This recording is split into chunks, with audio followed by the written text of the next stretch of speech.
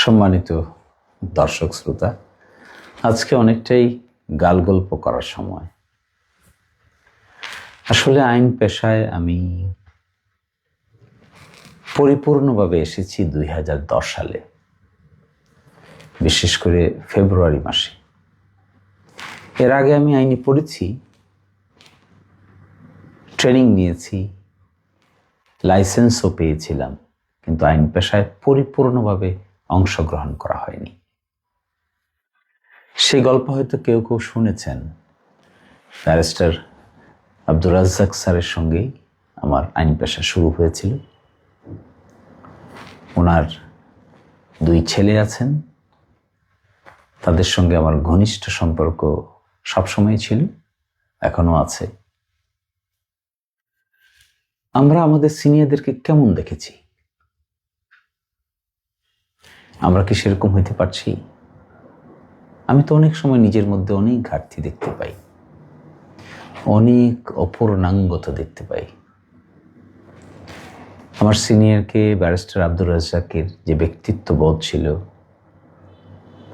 কথা বলার ভঙ্গি ছিল, লেখাপড়ার ধরন ছিল, যে গভীরভাবে লেখাপড়া করতেন, আমরা তো সেটা পারি না।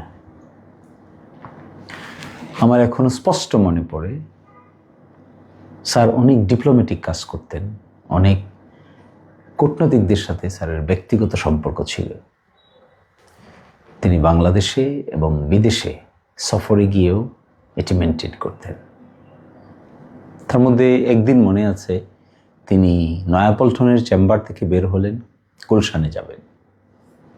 গাড়িতে উঠে উনি পকেটের ভিতরে গাড়িতে পড়ার জন্য একটা ছোট্ট লাইট ছিল, পকেটের মধ্য থেকে লাইটটা বের করলেন। বের করে হাতে ছিল ইকোনমিস্ট, এবং সেই ইকোনমিস্ট ম্যাগাজিন পড়তে লাগলেন। আমি পিছনে বসা ছিলাম, আমি সেটি দেখলাম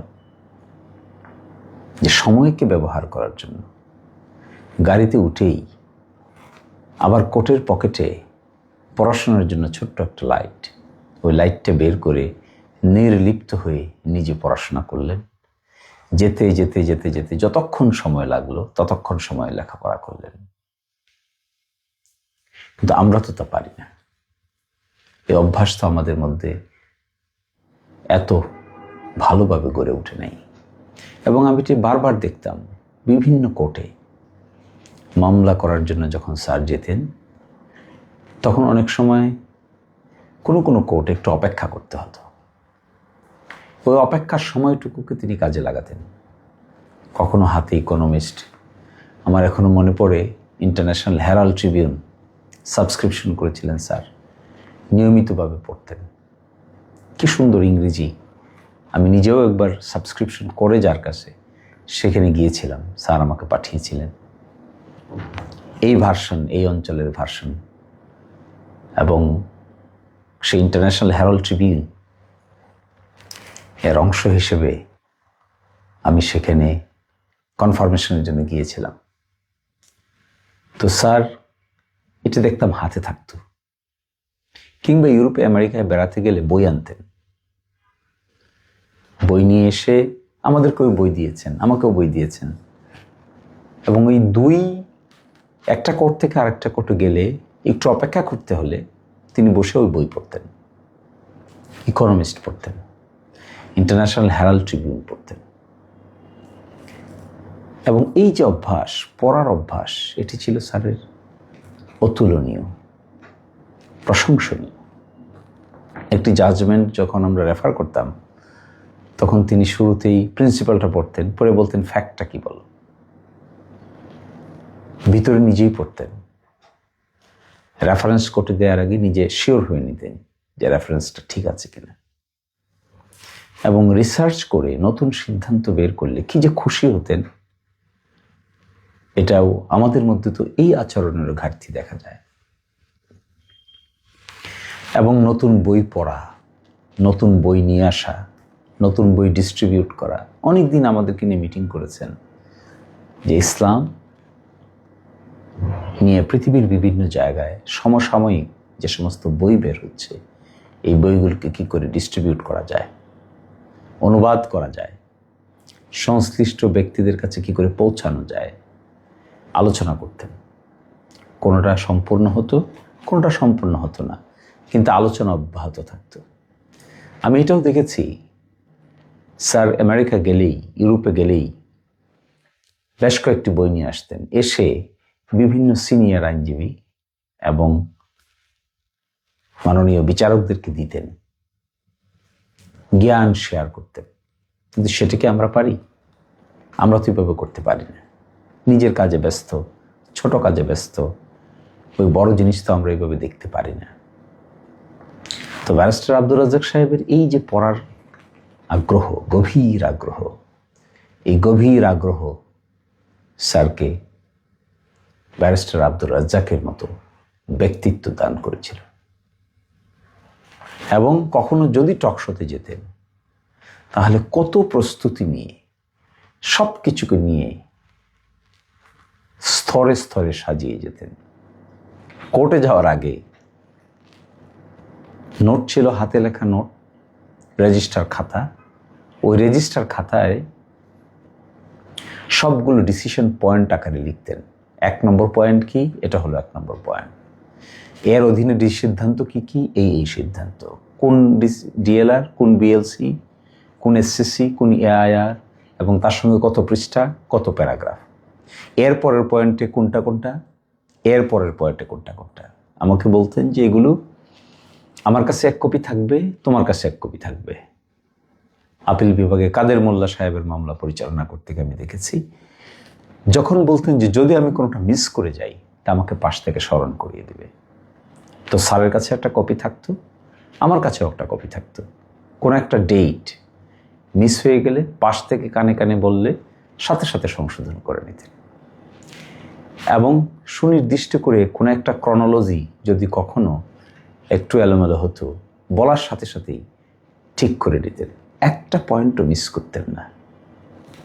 এই যে এক গভীর আন্ডারস্ট্যান্ডিং, এটি সকলের মধ্যে থাকে না, সকলের মধ্যে হয়ে ওঠে না।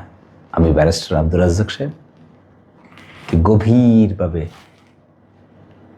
পর্যবেক্ষণ করেছি, কাছে থেকে শেখার চেষ্টা করেছি, কিন্তু সব তো শিখতে পারি নাই, সব তো নিতে পারি নাই, সব তো বুঝতে পারি নাই, সব তো শেষ করতে পারি নাই। এবং এই জায়গাটি খুবই গুরুত্বপূর্ণ। তো আমি সহ আমাদের সকলেরই এই লেখাপড়া, বই, আর একটা অভ্যাস ছিল স্যারের, কোরআন তেলাওয়াত করতেন, অর্থসহ কোরআন তেলাওয়াত করতেন। আমি চেম্বারে দেখতাম আসরের পরে, মাগরিবের আগে কোর্ট থেকে চেম্বারে গিয়ে একটু রেস্ট নিতেন, রেস্ট নিয়ে উঠে বাদাম খেতেন, তার সঙ্গে কোরআন তেলাওয়াত করতেন, কোরআন পড়তেন। এবং একদিন আমার সুস্পষ্টভাবে মনে আছে, যেদিন জনাব কাদের মোল্লাকে ফাঁসি দেওয়ার জন্য সময় নির্ধারণ করে লাশ সাক্ষাৎ করার জন্য চিঠি পাঠানো হলো, সম্ভবত ডিসেম্বরের 10 তারিখ হবে। বাড়িতে পাঠানো হলো চিঠি লাশ সাক্ষাতের জন্য। আমরা ডিফেন্স অফিসে কাজ করছি, হঠাৎ করে চিঠি পেয়ে, অবরোধ চলছিল, স্যারকে জানানো হলো। তিনি বললেন তিনি বাসা থেকে রওনা দিবেন, পল্টনে যাবেন। বাসা থেকে রওনা দিয়ে পল্টনে গিয়েছেন। পল্টনে কোনো একটা বসার রুম ছিল। তো অনেকে অনেক কথা বলছে, কি করব আমরা, কি করব। অবশেষে রিভিউ পিটিশন নিয়ে যাওয়া হবে হলো তৎকালীন মাননীয় চেম্বার জজ SM হোসেন সাহেবের বাসায়। একটু সময় লাগছিল, কারণ খন্দকার মাহবুব হোসেন স্যারকে বাসা থেকে আনার জন্য একটু অপেক্ষা করতে হচ্ছিল। এই সময়ে যতটুকু সময় অপেক্ষা করতে হচ্ছিল, ততটুকু সময় ব্যারিস্টার আব্দুর রাজ্জাক স্যার ওই রুমটাতে বসে কোরআন তেলাওয়াত করলেন, কোরআন পড়লেন, ব্যাখ্যা বিশ্লেষণ সহ কোরআন পড়লেন। আমার এখনো স্মৃতিতে সেই মোমেন্টটা ভাসে, সেই কোরআন শরীফের সেই রংটা আমার চোখে এখনো ভাসে। অনেকেই ব্যতিব্যস্ত ছিলেন, কিন্তু তিনি ব্যতিব্যস্ত ছিলেন ওই পড়া নিয়ে। আসলে এরকম হতে পারাটা খুব কঠিন, এরকম হতে চাওয়াটা খুবই দরকার। আমরা পারি না, এটা আমাদের দুর্বলতা। আল্লাহ আমাদের এরকম কাজ করার তৌফিক দান করুন। আসসালামু আলাইকুম ওয়া রাহমাতুল্লাহ।